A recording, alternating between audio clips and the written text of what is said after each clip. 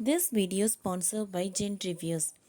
Gen Reviews means ஆன்லைனில் purchase பண்ணக்கூடிய product பற்றின ரிவ்யூஸை ஜென் ரிவ்யூஸில் தெரிஞ்சுக்கலாம்.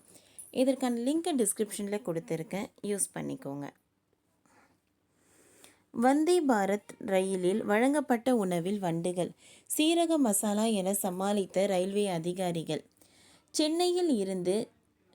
நெல்லையில் இருந்து சென்னைக்கு இன்று காலை புறப்பட்ட வந்தே பாரத் ரயில் வழங்கப்பட்ட உணவில் சாம்பாரில் வண்டுகள் கிடைத்தது பெரும் பரபரப்பை ஏற்படுத்தியுள்ளது. தரமற்ற உணவு வழங்கப்பட்டது குறித்து பயணிகள் ரயில்வே நிர்வாகத்திடம் முறையிட்டுள்ளனர். தமிழ்நாட்டில் வந்தே பாரத் ரயில் சென்னை, கோவை, மதுரை, திருநெல்வேலி, நாகர்கோவில் ஆகிய ஊர்களில் இருந்து இயக்கப்பட்டு வருகின்றன. கட்டணம் அதிகமாக இருந்தாலும் விரைவாக பயணம் செய்ய முடியும் என்பதால் வந்தே பாரத் ரயில்களுக்கு மக்கள் மத்தியில் நல்ல வரவேற்பு உள்ளது. சென்னை, எழும்பூர், நெல்லை இடையிலான வந்தே பாரத் ரயில் சேவை கடந்த ஆண்டு செப்டம்பர் 2024 தொடங்கியுள்ளது. இந்த ரயில் மொத்தமுள்ள 650 கிலோமீட்டர் தூரத்தை 7 மணி நேரம் மற்றும் 50 நிமிடங்களில் சென்றடைகிறது. திருநெல்வேலியில் இருந்து காலை 6 மணிக்கு புறப்பட்டு மதியம் 1:50 மணிக்கு சென்னை எழும்பூர் வந்தடைகிறது. மறுமார்க்கமாக எழும்பூரில் இருந்து பிற்பகல் 2:50 மணிக்கு புறப்பட்டு அதே நாள் இரவு 10:40 மணிக்கு திருநெல்வேலி அடைகிறது. நெல்லை டு சென்னை வந்தே பாரத் ரயில் உணவுகள் காஃபி அல்லது டீ, தண்ணீர் பாட்டில், நியூஸ் பேப்பர் ஆகியவையும் வழங்கப்படுகிறது. வாரத்தில் செவ்வாய்க்கிழமை தவிர்த்து மற்ற 6 நாட்களும் நெல்லை டு சென்னை வந்தே பாரத் ரயில் இயக்கப்பட்டு வருகிறது. இந்த ரயிலில் 8 பெட்டிகள் உள்ள நிலையில் 16 பெட்டிகளாக மாற்ற ரயில்வே நிர்வாகம் முடிவு செய்துள்ளது.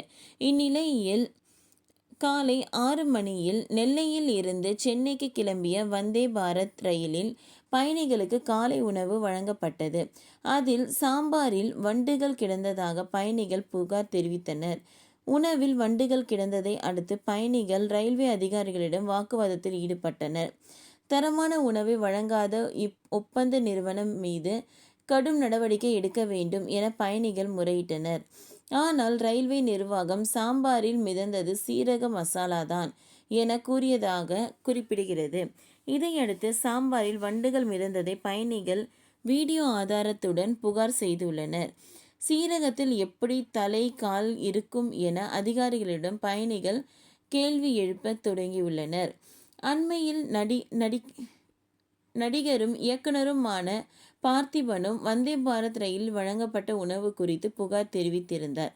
கோவையில் இருந்து சென்னை வந்த வந்தே பாரத் ரயிலில் இரவு உணவில் சிக்கன் மோசமாக இருந்ததாகவும் உணவுக்காக பெருந்தொகையை வழங்கி கொண்டு இப்படி தரமற்ற உணவை பராமரிப்பது கண்டிக்கத்தக்கது என்றும் கூறியிருந்தனர்.